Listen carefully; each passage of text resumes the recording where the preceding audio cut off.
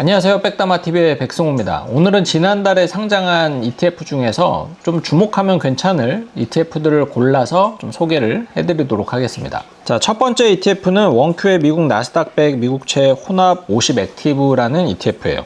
주요 특징 살펴보면 나스닥 100에 50% 그리고 미국 단기채 50% 섞여 있습니다. 그래서 조합이 조금 재밌어요. 완전 빠른 공격수와 굉장히 든든한 수비수와의 조합이랄까? 구성 종목만 보면 그냥 미국 나스닥이랑 미국 단기채랑 두 개 투자하는 거랑 무슨 메리트가 있나? 사실 별로 없죠. 물론 두 개를 사는 것보다는 하나를 사는 게 거래 편의성은 좀 높일 수는 있지만 뭐 이렇게 조합을 한다라고 해가지고 뭐 특별하게 뭐 수익률이 개선된다든지 뭐 그런 건 없습니다. 하지만 이런 ETF가 나오는 이유는 IRP 계좌에 100% 편입이 가능한 종목이기 때문이죠. 이게 무슨 의미냐면 IRP 계좌는 30%를 안전자산으로 이제 의무적으로 채워야 되는데 그 30%를 이 원큐 미국 나스닥 100 미국채 혼합 50 액티브 ETF로 채우면 IRP 계좌의 주식 비중을 70%에서 85% 수준까지 끌어올릴 수 있기 때문입니다. 그래서 주로 IRP 계좌에 활용하는 그런 용도의 ETF가 나왔다라고 보시면 될 것 같고요. 총보수는 0.05%고 분배금은 분기 배당을 하고 있으나 이 조합의 특성상 배당이 그렇게 많을 것 같지는 않습니다. 두 번째는 라이즈의 글로벌 게임 테크 탑3 플러스 ETF인데요. 국내선 최초로 해외 게임 기업에 투자하는 ETF입니다. 그래서 남성분들이라면 굉장히 좀 익숙한 기업들이 눈에 띄어요. 닌텐도, 그리고 플스를 만드는 소니, 그리고 엑스박스를 만드는 마이크로소프트, 요 세 가지 종목에 좀 집중 투자를 하고 있습니다. 개인적으로는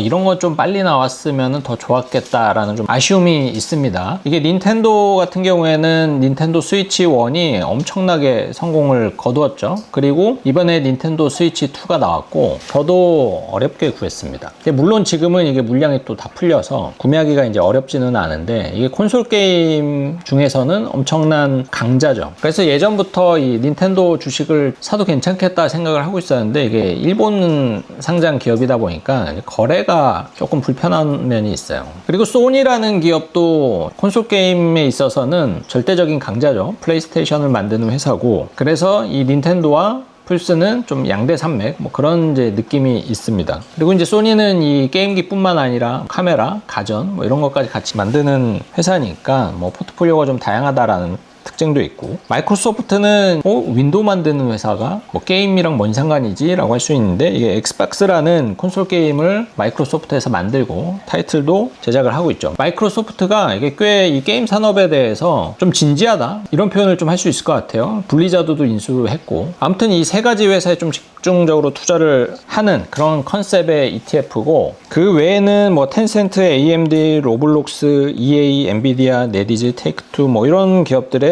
투자를 하고 있습니다. 총보수가 엄청나게 저렴한 게 특징이에요. 0.001%고요. 분배금은 분기 배당을 하고 있습니다. 게임 좋아하시는 분들은 좀 주목을 해도 괜찮은 종목이지 않을까 생각이 들어요. 자, 다음은 타이거의 이 코리아 AI 전력기기 탑3 플러스 ETF입니다. 요즘 AI ETF는 다 인프라 관련, 전력 관련 ETF들이 대부분인데요. 이 인프라 관련해서는 처음에는 전력, 건설 뭐 이렇게 해서 좀 골고루 인프라 전반에 걸친 구성 종목이 세팅이 되는 게 일반적이었고, 그 다음에는 이 인프라 중에서도 이 전력에 집중하는 그런 종목들이 나온 것 같아요. 아무래도 이제 이 AI가 이 전력 소모량이 엄청나다 보니까 결국에는 이 전력을 만들어내는 발전소, 원자력 뭐 이런 것들이 결국에는 앞으로 성장성이 높을 것이다 라는 기대가 막 생기면서 관련된 ETF들이 많이 나왔고, 그 전까지는 대부분 그래서 전력, 원자력 이런 종목들이 많았습니다. 그래서 뭐 이번에도 타이거에서 코리아 AI 전력 관련 ETF가 나왔는데 딱 대충 들으면은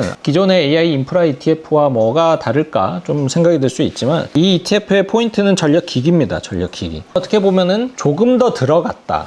예를 들어서 원자력에서 만든 이 전기를 보내려면은 여러 가지 기술과 어떤 물건들이 필요할 거 아니에요. 대표적으로 전선 같은 것들도 필요할 거고, 그리고 뭐 변압기 뭐 이런 거 필요하겠죠. 그래서 얘는 조금 더 세부적인 뭐 부품 개념의 부품줄을 모아놓은 ETF다 뭐 이런 식으로 해석을 해도 좋을 것 같습니다. 그래서 대표적인 전력기기, 발전기, 변압기, 전동기를 만드는 그런 기업에 투자를 하고 있고요. 전력 인프라 확장을 위한 인프라 기업에 투자를 한다라고 이해를 하시면 좋을 것 같습니다. 주요 구성 종목은 효성중공업, HD, 현대일렉트릭, LS일렉트릭이 좀 높은 비중을 가져가고 있고, 그 외에는 산일전기, LS, 대한전선, 일진전기, 그리고 LS의 계열사 등이 포진이 되어 있습니다. 총 보수는 0.5% 수준입니다. 자, 다음은 라이즈의 미국 고배당 다우존스 탑 10 ETF입니다. 이 ETF는 라이즈에서 2세대 배당 성장 ETF다라는 슬로건으로 홍보를 하고 있고요. 이게 기존의 미국 배당 다우존스 ETF와 굉장히 좀 헷갈리죠. 왜냐면 이름 자체가 거의 똑같고 중간에 그냥 배당이냐 고배당이냐, 그리고 마지막에 탑 10이 있느냐 없느냐. 그래서 이거는 좀 투자자분들이 공부를 하지 않으면은 기존의 슈드 ETF와 좀 많이 헷갈릴 수 있는 ETF고, 어떤 특징을 갖고 있냐면 다우의 개라는 전략을 씁니다. 이게 좀 어감이 좀 그런데요. 이게 91년도에 미국의 투자 전문가 마이클 오이긴스가 저서를 통해서 이런 전략을 이야기를 하면서 좀 널리 퍼진 투자 전략 중에 한 가지예요. 이름만 들었을 때는 이게 다우의 개, 다우의 강아지, 이게 어떻다는 거지? 그러니까 이름만 들었을 때는 사실 별로 이렇게 좋은 전략 같지는 않아 보이는데, 이게 뭐냐면 다우에 30가지 종목이 있는데 그 중에서 배당 수익률이 가장 높았던 종목 10가지를 선정해서 동일 비중으로 보유하는 전략이에요. 그래서 매년 보유 종목이 교체가 되겠죠. 이렇게 선정된 기업들이 현 시점에서는 상대적으로 좀 저평가되어 있는 기업들이라서 그 저평가되어 있는 모습을 마치 좀 소외된 강아지다, 개다. 하지만 다우에 있는 기업들은 다 블루칩, 그러니까는 우량주들이기 때문에 시간이 지나면은 주가도 많이 회복이 되면서 결국에는 수익성도 좋아질 것이다. 이러한 전략이 바로 다우의 개 전략이다라고 이해를 하시면 될 것 같아요.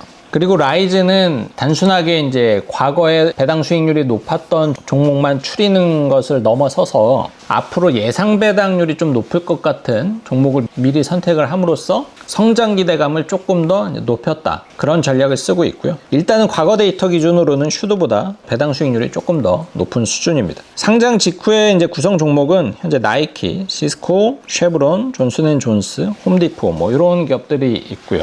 총 보수는 0.15% 월배당 ETF입니다. 자, 마지막으로는 코덱스의 코리아 소버린 AI ETF입니다. 최근에 에이펙 행사와 그리고 깐부 치킨 회동이 있었던 지난주에 우리나라의 이 반도체 관련 주식들이 어마어마하게 관심과 기대감이 생겼었죠. 근데 영상을 촬영하는 오늘 기준으로 보면 며칠 사이에 그 엄청났던 기대감이 지금은 거품론과 회의론으로 인해서 주가가 또 엄청나게 빠졌습니다. 하지만 이 소버린 AI는 우리나라뿐만 아니라 모든 나라들이 놓칠 수 없는 전략이죠. 이 AI 기술을 다른 국가의 기업에 의해서 종속돼 버리게 되면은 굉장히 많은 것을 잃을 가능성이 높기 때문이죠. 그러니까 예를 들어서 예전에 핸드폰이 스마트폰으로 변하던 그 모습을 보면은 노키아라든지 모토로라 이런 기업들이 사실 엄청나게 시장 점유율이 높았던 기업들이었는데, 이게 스마트폰을 빠르게 전환하지 못하면서 결국에는 애플과 삼성전자한테 그 모든 시장을 다 빼앗겼죠. 그리고 우리나라도 네이버라는 기업이 없었으면 우리는 아마 대부분의 이 검색을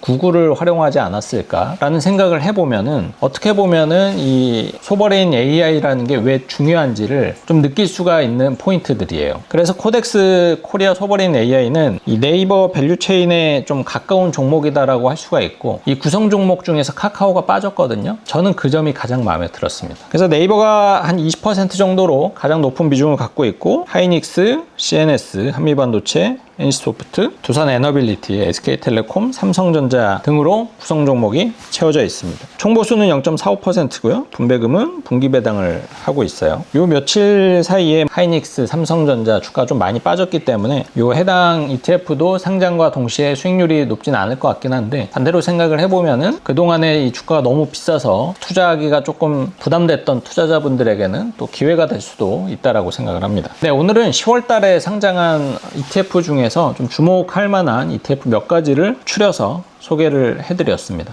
개인적으로 새롭게 나오는 ETF는 사실 잘 투자하지는 않아요. 왜냐면은 보통은 그 섹터가 좀 무르익었을 때, 그러니까는 말이 좋아 무르익었지, 좀 안 좋게 표현하면은 너무 시장이 고점일 때 그 관련된 ETF들이 나오기 때문에 새로운 ETF에 투자를 하면은 주식들의 가격이 좀 이미 부담스러워서 앞으로는 좀 하락할 여지들이 큰 그런 섹터들도 사실 많거든요. 그래서 새롭게 나온 ETF를 투자를 하실 때 좀 조심하는 면도 있고, 하지만 신규 종목이 나오고 나서 이렇게 날아가는 경우도 사실 굉장히 많습니다. 조선주 ETF들도 그랬었고, 방산 ETF들도 뭐 그랬었고, 그래서 뭐 신규 종목은 투자하지 말아야 된다, 이거는 사실은 잘못된 말이기도 하고요. 그리고 개인적으로 최근에 이 기존의 한국판 슈드, 미국 배당 다우존스의 이 성과가 뭔가 개선되는 느낌이 사실 그렇게 많이 들지 않아서 배당주를 좀 많이 교체하고 싶은 그런 생각을 계속 갖고 있는데, 그것과 관련해서 뭐 2세대 배당 성장 ETF다 뭐 이런 것들이 요즘에 좀 나오고 있거든요. 그래서 저는 오히려 그런 종목들을 좀 눈여겨보고 있는 상황입니다. 자, 오늘 영상은 여기서 마무리하도록 하고요. 영상 보시면서 궁금하셨던 점은 뭐 댓글이나 제가 운영하는 요 네이버 카페에 들어오셔가지고 문의 남겨주시면 또 답변 드리도록 하겠습니다. 그럼 다음 영상에 뵙겠습니다.